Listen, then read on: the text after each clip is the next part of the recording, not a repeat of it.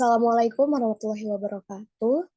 Kali ini kami akan membahas mengenai tugas perancangan, analisis, dan algoritma fase 3. Next. Adapun anggota kelompok kami, yaitu saya sendiri Amanda Dwi Mulyani, Ezi Oktopradiki, dan Hardi Prayuda. Next.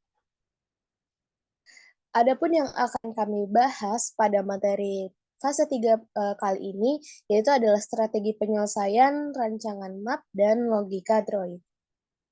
Selanjutnya, nah, pertama adalah strategi penyelesaian, yaitu kami menggunakan algoritma divide and conquer. Nah, apa sih divide and conquer itu? Divide and conquer adalah sebuah strategi desain algoritma yang berfokus pada memecah masalah besar menjadi sub-masalah yang lebih kecil, menyelesaikan masing-masing sub-masalah secara terpisah, dan kemudian menggabungkan solusi-solusi sub-masalah tersebut untuk mendapatkan solusi akhir dari masalah asli.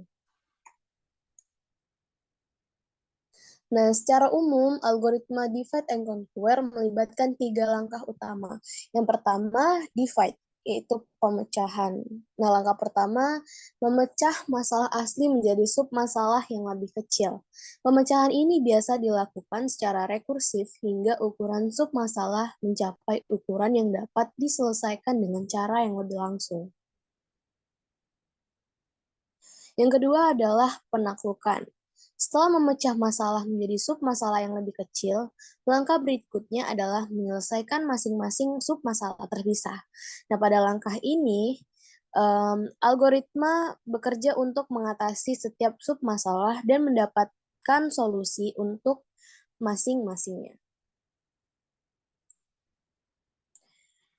Yang ketiga ada combine atau penggabungan.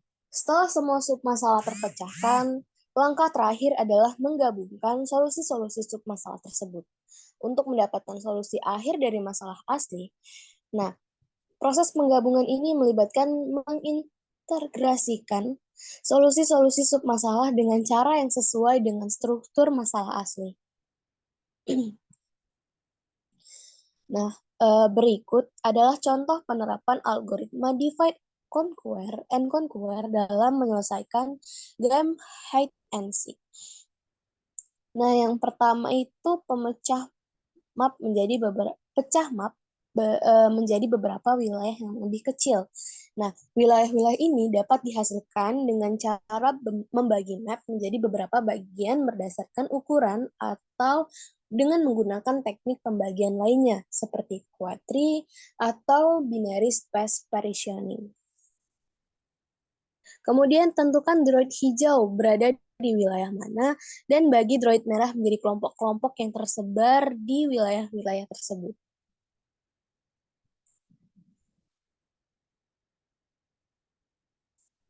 Nah, selanjutnya conquer atau penaklukan. Untuk setiap wilayah, droid merah yang ada di wilayah tersebut harus mencari droid hijau yang bersembunyi. Nah, yang ketiga, jika droid merah menemukan droid hijau di wilayah yang mereka periksa, mereka dapat memberikan informasi ke wilayah lain atau melanjutkan mencari di wilayah yang sama. Nah, kemudian yang ketiga, dalam setiap wilayah, droid merah juga dapat menggunakan strategi pemecahan masalah lainnya untuk mencari droid hijau. Dalam proyek ini, kami menggunakan algoritma Breadth First Search atau BFS. Nah, yang ketiga, combine atau penggabungan. Setelah semua telah diperiksa dan droid merah telah menemukan posisi droid hijau di masing-masing wilayah, langkah selanjutnya adalah menggabungkan informasi tersebut untuk mendapatkan posisi droid hijau secara keseluruhan. Nah, pada yang ketiga, poin kedua, itu informasi posisi droid hijau dari setiap wilayah dapat digabungkan menggunakan teknik penggabungan yang sesuai.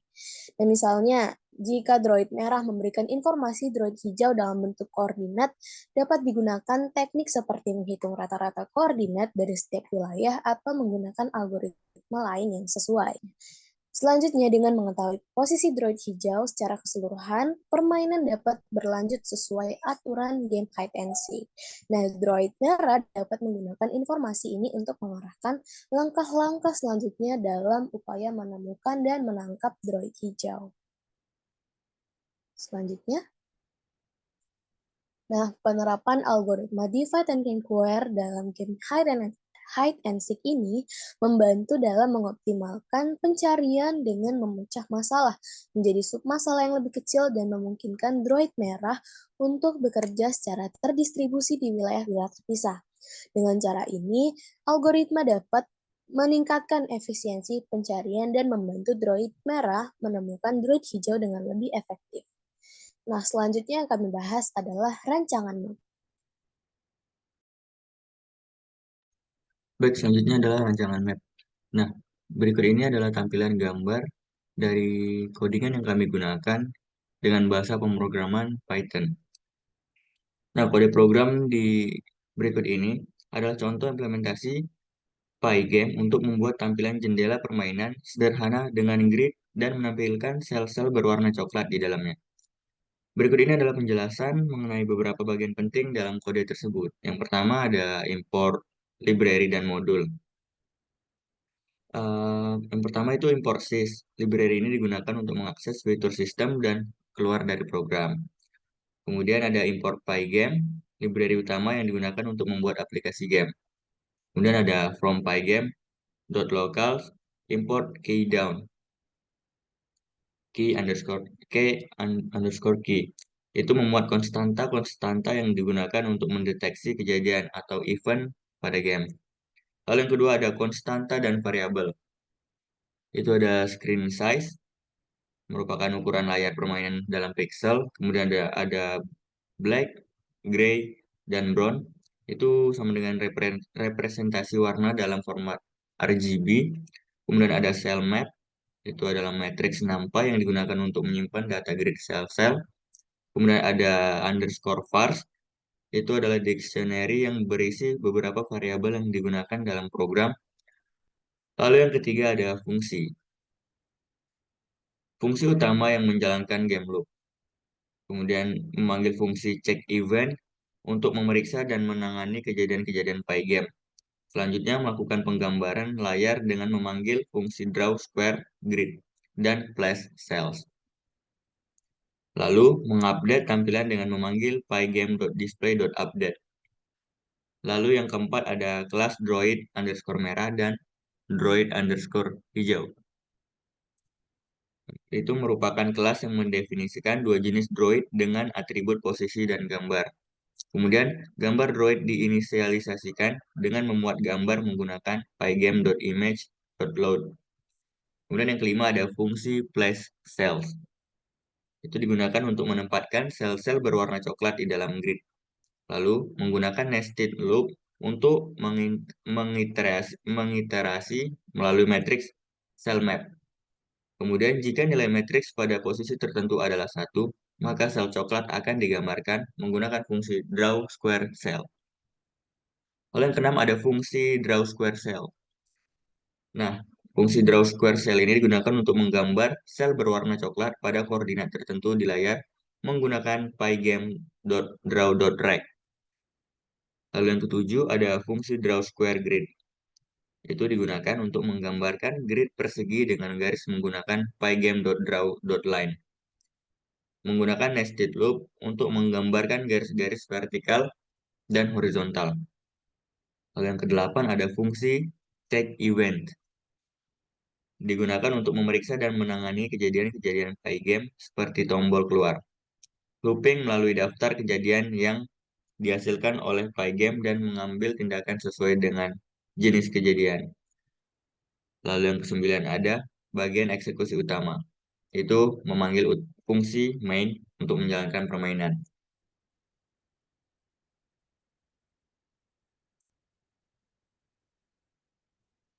Ini adalah contoh gambar dari hasil program yang telah kami buat tadi.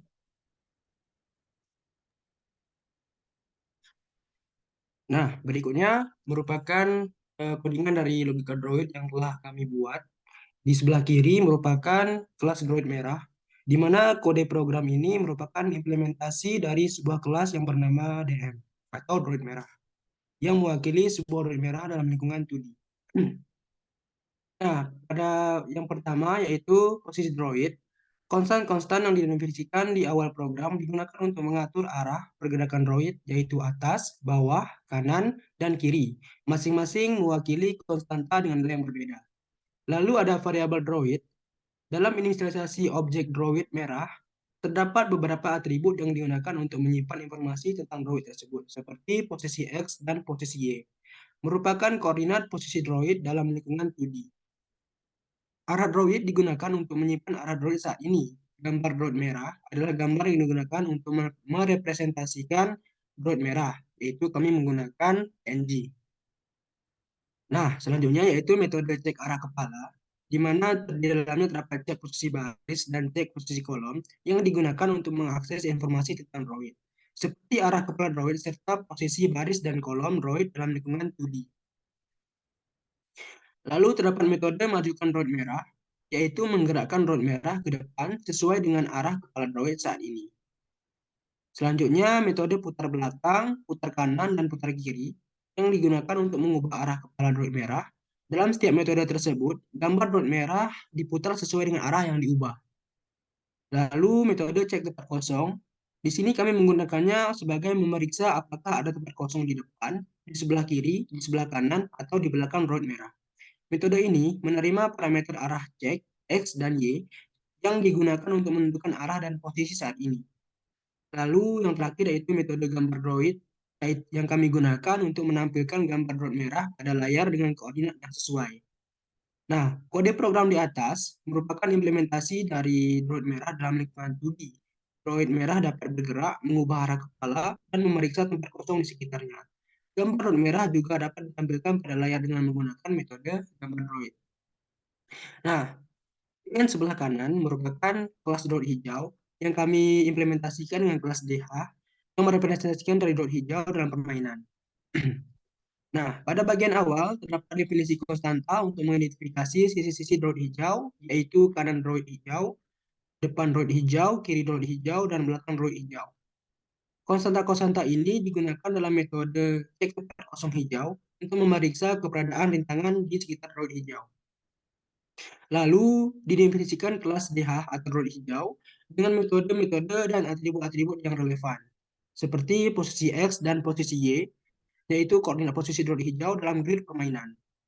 Lalu ada arah droid hijau, yaitu menyimpan arah hadapan droid hijau saat ini. Lalu gambar droid hijau yang menyimpan gambar droid hijau yang akan ditampilkan di layar. Lalu selanjutnya metode-metode yang ada pada kelas droid hijau ini, yaitu ada cek arah kepala hijau, yaitu sebagai mengembalikan nilai atribut arah droid hijau yang menyimpan arah hadapan droid hijau saat ini. Lalu selanjutnya cek posisi baris, merupakan mengembalikan nilai atribut posisi Y yang merupakan posisi baris droid hijau di dalam grid. Selanjutnya cek posisi kolom, yaitu mengembalikan nilai atribut posisi X yang merupakan posisi kolom droid hijau dalam grid. Selanjutnya majukan droid hijau, yaitu memajukan posisi droid hijau ke arah yang ditentukan oleh atribut arah droid hijau. Lalu terdapat putar belakang, putar kanan, dan putar kiri, yaitu memutar droid hijau ke arah dengan ketentuan atribut arah droid hijau. Lalu ada cek tempat kosong hijau dengan kondisi arah cek hijau XY, memeriksa apakah ada rintangan di sekitar droid hijau berdasarkan arah yang ditentukan. Metode ini mengembalikan true jika tempat kosong dan non jika terdapat rintangan. Gambar droid hijau menampilkan gambar droid hijau di posisi saat ini pada layar permainan. Nah, kode tersebut merupakan implementasi dari kelas droid hijau dan beberapa metode yang terkait dengan pergerakan dan interaksi droid hijau dengan lingkungan sekitarnya dalam permainan. Nah, berikut ini merupakan hasil run dari kode program yang telah kami buat sebelumnya, di mana kami melakukan proses combine atau penggabungan antara logika droid dan rancangan map. Nah, pada gambar tersebut, droid merah akan mengejar droid hijau yang rabun, tapi mengetahui seluruh isi peta. Namun, hasil dari program kami belum sampai pada tahap rancangan menu, yaitu start, acak, droid, tambah droid, dan sebagainya. Baik, terima kasih. telah menonton video ini. Itulah presentasi dari kelompok kami mengenai tugas fase 3. Apabila ada kesalahan, saya mohon maaf. Saya tutup dengan wabillahi taufiq wal hidayah. Wassalamualaikum warahmatullahi wabarakatuh. Bye-bye.